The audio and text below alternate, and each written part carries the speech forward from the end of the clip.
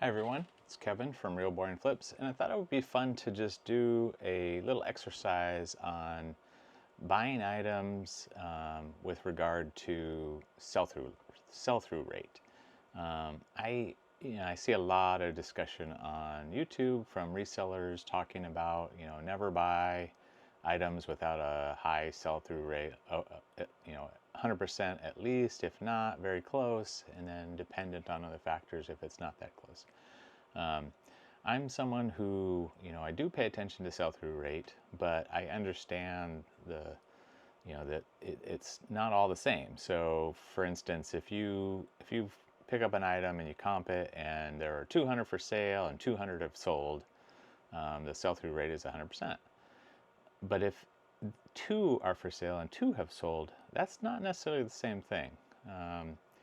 The the statistics don't hold up as you approach zero.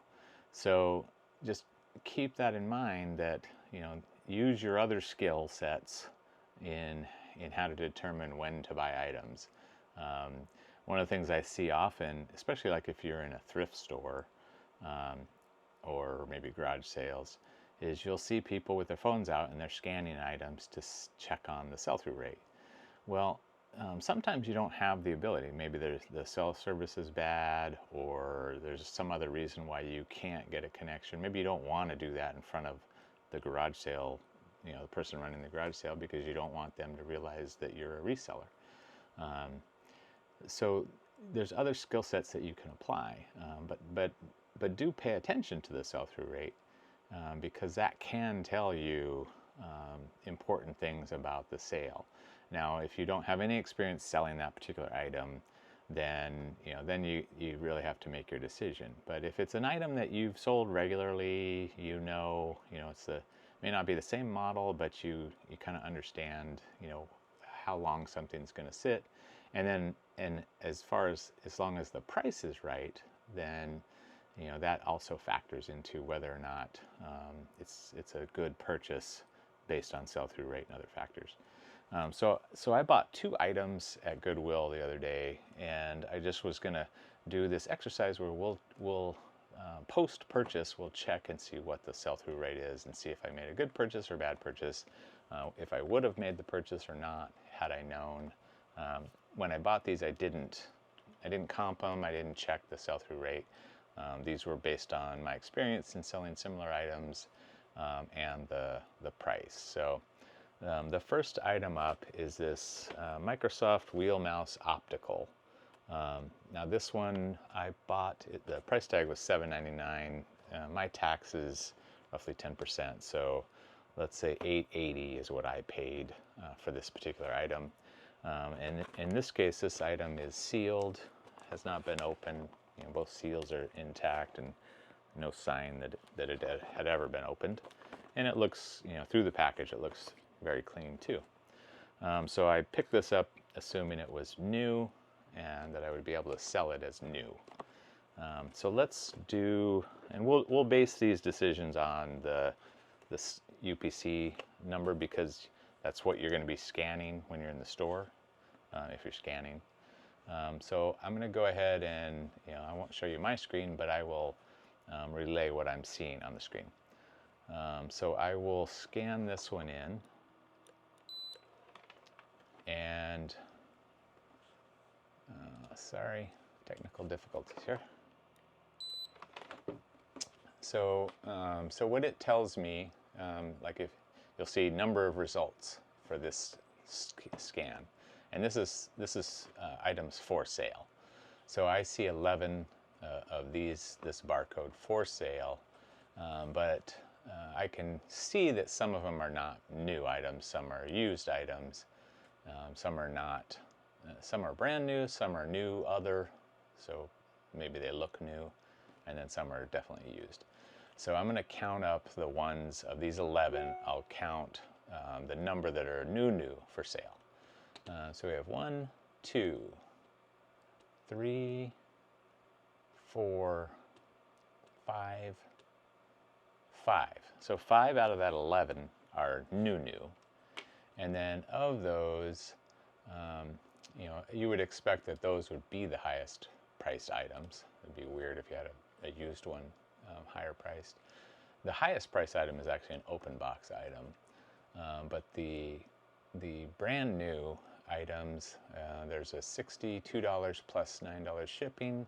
There's $65 free shipping, $55 $9 shipping, $45 $8 shipping, $49 free shipping, and I think that was it. So 49, here's another one, 49 free shipping.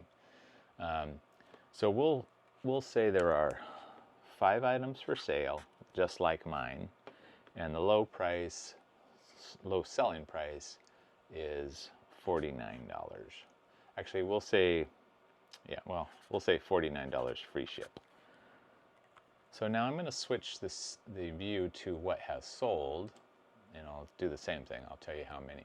So 19 of this barcode have sold. Now I didn't try to search Microsoft Wheel Mouse Optical and then whatever the model number is. Those results would be different. We could do that. But in this case, I'm just going to do the barcode for this example. So there are 19 of this barcode that have sold, and then I'm going to look and see how many of these are actually brand new. So we have 1, 2, 3, 4, 5, 6, 7, 8, 9, 10, and looks like 10 of them. Yeah, 10 of them are new. One is out of the country, so we'll skip that one and we'll just say 9.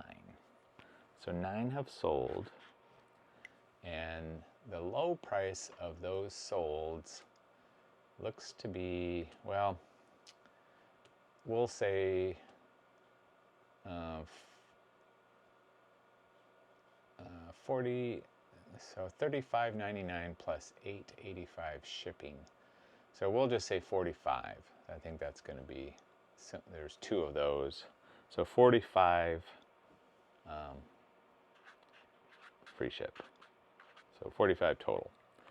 So we'll take the number that have sold and we'll take the number that are for sale, and that'll determine our rate, our sell-through rate, which is obviously going to be almost 200%, so 9 over 5. So that's a good sell-through rate. So this was a good purchase. Looks like I should be able to get this 45, sell it for 45 total. I don't do free shipping, so I'd probably list this at 38 plus shipping. It's only a couple pounds, so given that some of these did sell higher, I'd probably list it for that. And I paid $8.80, so you're looking at $30 profit. So that's a good purchase and a good sell-through rate. Good purchase because I didn't base it on sell-through rate. So the second item is a Kinyo VHS rewinder, and I paid $6.99 plus tax, so $7.70, and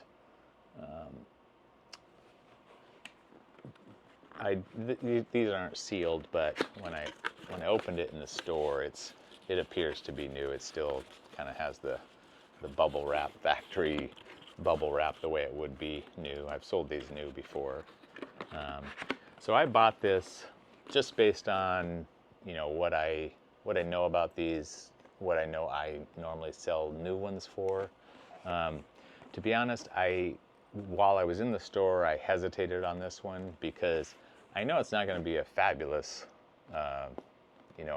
4 times, 5 times, 10 times sell as far as purchase to sold price. But these also sell, in my experience, these always sell at some point. So every time I list one, especially new ones, they sell. So I'm not going to be waiting long. But let's see what the sell-through rate says this will sell for. So we'll go ahead and do the same thing. Let me get the computer set up for scanning again. And we'll scan. Okay, so now I've got, for this barcode, I've got 7 Sorry, I'm on the sale. Okay, for sale. There are 17 for sale of this particular barcode, and it looks like again, some of these will be new, other, or used. So let me count out the number of new ones. So there's 1, 2, 3,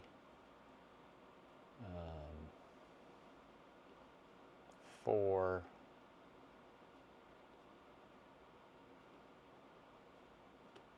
yeah, looks like 4 of these are new. So we'll put down 4 new, and then looks like the low price on new is 35 plus 15 shipping. So we'll call that, well, we'll just say 35 plus shipping.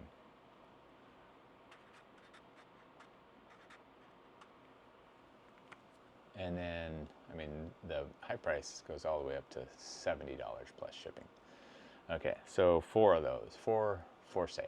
So let's switch to solds. We have 7 solds of this barcode.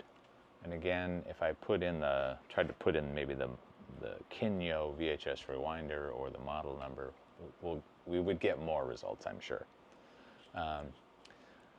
So brand new, 7 sold. We've got 1, 2, 3.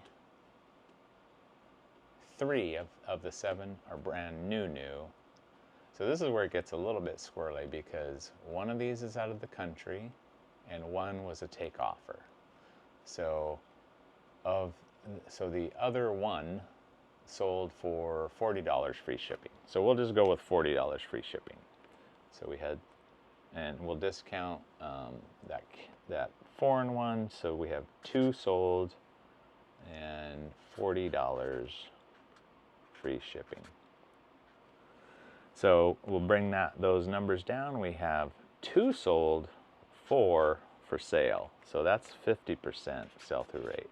Now that sounds terrible, but like I said, when your sell-through rate numbers, when your data, your solds and for sales data, when that approaches 0, the statistics don't really hold up. You're not able to make the same kind of determination as you could if you had 200 of these and 200 sold, or in our case, 200 sold and 400 for sale. That you would definitely question your purchase, unless you were getting this super cheap. Like, I don't think I would have bought this for $770 with knowing that I was probably only going to get $35 to $45 for the item. If the solds and for sales were 10 times what they actually are. So keep that in mind when you're looking at sell-through rate, trying to determine, is this a good purchase, is this a bad purchase? Understand the limitations on what sell-through rate can tell you, and pay attention to your other factors, even your experience, your gut feel, other things like, you have experience selling these. You've maybe sold other ones. You know the brand. If this was a no-name brand, then that would be another factor, another reason why you might not purchase this. But in this case, based on our numbers, I probably still would have bought this because of where the data is on the low end, knowing with my experience. I sell these all the time. If they're new, I always sell them. If they're used, I sell them occasionally. Sometimes I include them as part of a package with a VCR. If I'm getting one of these for, say, $1 or $2 at a garage sale, it's worth more to package this with a VCR to enhance the value of that item when it only cost me $1 in the first place. So keep that in mind. But I'd love to know I know this is such a controversial topic as far as, the stalwarts who will not buy unless the item has a 100% sell-through rate. Let me know what you think about that, because I, I take a lot of heat when I comment about this on other people's videos or platforms. But my experience for the types of items I sell tells me that sell-through rate is not the only thing that you should pay attention to. There's gut, experience, and then where the data is. So let me know what you think on that. Please also like and subscribe to the channel. I'm trying to build this up as I go, but I'd love to hear feedback. That's important to me. But please check out my other videos and let me know what you think there.